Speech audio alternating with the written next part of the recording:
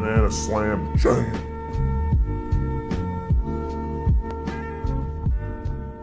In my coaching series with Ari, we had a discussion on what makes a hero a carry. A question he basically asked me, because he's like a newer player, was how do I know a hero's a carry?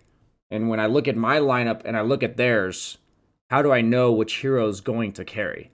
Like, how do I know which team scales better? And obviously, there's other ways, and obviously, there's a lot to Dota, right? There's other ways of defining carry, but when he asked me this, it made me think about like why I know certain heroes outcarry others and how I know a hero is going to outcarry the game in general. When it comes to carrying the late game, a lot of people think this hero needs items, this hero needs levels, this hero hits creeps fast. All of that is true, but what they don't understand is if you had to name one thing, it is the hero that becomes the hardest to kill as the game goes on. It is the hero that becomes the hardest to kill. It is that simple. And you may say BSJ, but what about damage? And what about this? And what about that? A hero like Drow can absolutely be the hardest carry in the game. If the opponent lacks gap close, Drow is like one of the scariest heroes in the game. Because you can't kill her and she fucking murders you, right? But if she's against like a PA or a Spectre carry or like a Storm Spirit, these types of heroes on the opponent team, Drow is very weak in the late game. What's the only difference in this situation? The only difference is that you can kill the Drow. Like, that's the only difference. If Drow's not dying, she's murdering you. So, like, the idea is, it may seem, that's only one example, right? But if you really think about matchups that go well against each other and all that kind of crap, it always favors the hero that's harder to kill. So, like, somebody asked me to lead into this video, like, what offlaners are good against anti-mage. So, obviously, we can think about the lane, but let's just think about the game, right? Like, let's think about how anti-mage scales into the late game. What does anti-mage have? He has a mobility spell. He has counter spell, which blocks single target abilities. And he has high magic resistance. That's how he lives, right? That's how he lives. So in the late game, if he has high magic resistance, a mobility spell, and something that blocks single target spells, isn't the combination of high physical damage and or mana burn, because that makes it so he can't blink, and heroes that don't have their stuns blocked by his spell shield. Isn't that what's good against anti-mage? Isn't it crazy? Like, just think about it. Offlaners that come to mind immediately are Legion Commander and Beastmaster. Like, those are the two that immediately come to mind. Legion Commander, high physical damage with a single target disable that doesn't get blocked by spell shield. Beastmaster, yes, he has a single target disable that gets blocked by spell shield, but everything else about the hero represents a massive threat to anti-mage. He buys Necro 3, which burns your mana. He buffs up the physical damage of everyone on his team, and if he ever roars you, you're going to die. Crazy, right? And then on top of that, Earthshaker. Like another hero in the 4 position, for instance, that's very hard for anti-mage to play against. Why? Because all of his spells are in an AoE. He's going to get locked down reliably. Anti-mage survives by blocking your disables. So if you look at like the Anti-Mage versus Terrorblade matchup, Anti-Mage, all of his damage is physical. Terrorblade, all of his damage is physical. Both of them. All of their damage is physical. All of it. Terrorblade, with like normal items at 40 minutes, 50 armor. Anti-Mage, like 20. So, who wins between the two of them? Mid to late game. Who wins? So it's like in a vacuum, Terrorblade wins, right? Terrorblade's gonna win in a vacuum. But like on one hand, if like Terrorblade's opponent team, like the other 4 heroes on Anti-Mage's team, absolutely shit on Terrorblade, say it's like a Pugna or a Zeus, and like a Batrider off lane, because it's all this AoE magic damage, like random disables and shit. And the opponent and Terrorblade's team has like virtually no lockdown, then that changes things, right? Because Terrorblade can never hit the Anti-Mage, and Anti-Mage can commit to the Terrorblade with his heroes that are like poking him down and shit. So in a vacuum, certain matchups are heavily favored to one hero. But you have to look at the sum of the 5 heroes in the game, like on each team. So if you're like looking at Anti-Mage versus Terrorblade, it is default in favor of Terrorblade. but 4 other heroes in the game can change that on each side, right? So it's like, I want you guys to think to yourself, like, every game you go into, if you're trying to be a better carry player, even if you're trying to be a better support player, it doesn't really matter. Like, what carry scales better in this game? Like, who wins later? And that should affect your itemization. That should affect, like, literally everything, right? And so it's like, if you look at my items in this Terrorblade game, we're just going to use this one as an example. I played like dog shit early, but I believe my items are very good. And I believe that as the game went on, I itemized correctly. If I look at my teammates, right, I have 1 billion disables, and I have 2 or 3 heroes that like absolutely shit on anti-mage. So when it comes to my items, how many of my items are dealing with anti-mage in regards to killing him? 0. 0. Why? Like, I don't need MKB if he has a butterfly. I don't need fucking Scotty.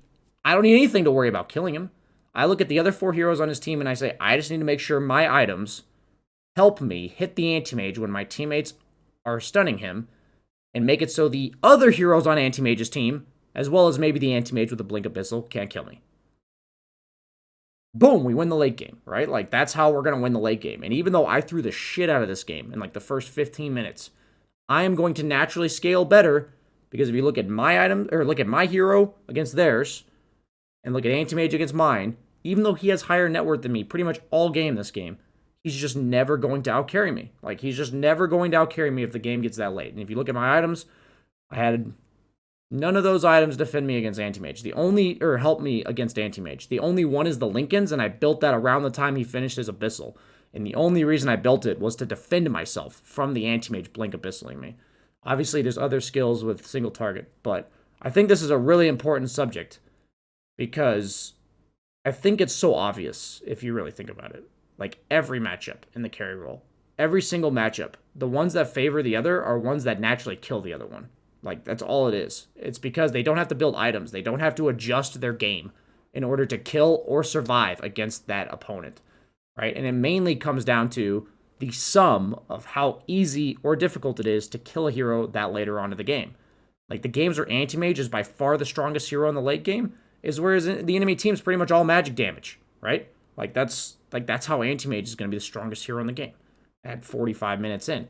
I think a very common misconception for new and experienced players alike is thinking that a hero like Spectre is the be-all, end-all of carries. Like, what hero, BSJ, is the strongest carry in the late game? It's like, I would argue Spectre is one of the scariest heroes in the late game.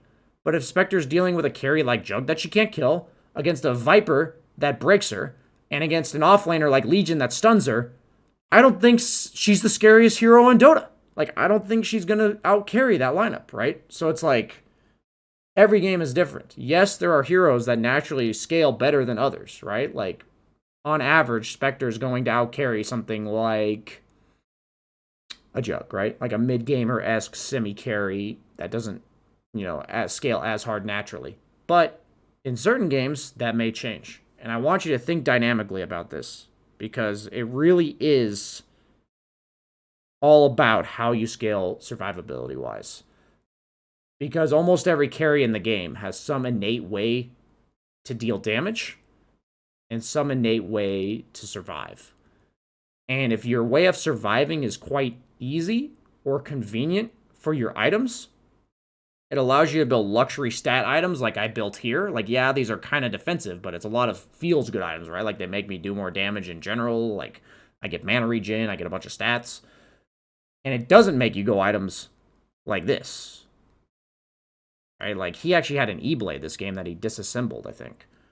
But the point is, like, it makes you go items that just feel good for your hero, because you don't have to worry about doing anything else. If your hero doesn't naturally kill the opponent, you may say, BSJ, what if the enemy team doesn't naturally kill me either? But if your hero doesn't naturally kill the opponent, you'll have to itemize offensively to kill him, which means you can't itemize as many defensive items for yourself. So in certain matchups where you have to itemize to kill the opponent, and he doesn't have to itemize to kill you, he might outscale you just because his items can protect him more than yours can. An example of this would be like Arc Warden, where Arc Warden, if he just goes normal items, will kill a Terrorblade. Like, his normal items of like Mjolnir and Hurricane Pike and AC, or excuse me, MKB, these items naturally kill Terrorblade. Like, even if he just goes his normal build. Terrorblade, on the other hand, has to buy, like, gap closing items and an MKB in order to kill Arc Warden. So even though Terrorblade's supposed to be this beefy as fuck hero in the late game, he might have to have, like, a Blink Dagger or a Shadow Blade or whatever, plus an MKB. So there's 2 slots of items that he can't carry to defend himself. And on top of that, the Arc Warden naturally kills him too. So when you think about like bad matchups for Terrorblade, Arc Warden's like a perfect example, right? Because you have to itemize in order to kill the Arc Warden, and he does not have to itemize differently to kill you. So I hope this video, or like talk, or whatever, helped. Another perfect example of a hero that absolutely destroys Anti-Mage is Slardar. Because Slardar not only has 2 disables not blocked by Anti-Mage's spell shield, but he also has a physical damage amp for himself and everyone on his team. And in lane, he doesn't rely on mana to trade with you. So that makes him and Legion even better. I know I mentioned it at the start of the video, but if you want to hear more in-depth discussion about this kind of shit, a lot of theory crafting about the game, please watch my Airy coaching sessions. I know he's newer to the game, but we talk about a lot of general concepts in Dota and how I would describe them. So it's a great tool to hear much more about it if you're looking to spend more than 12 minutes on a video or whatever.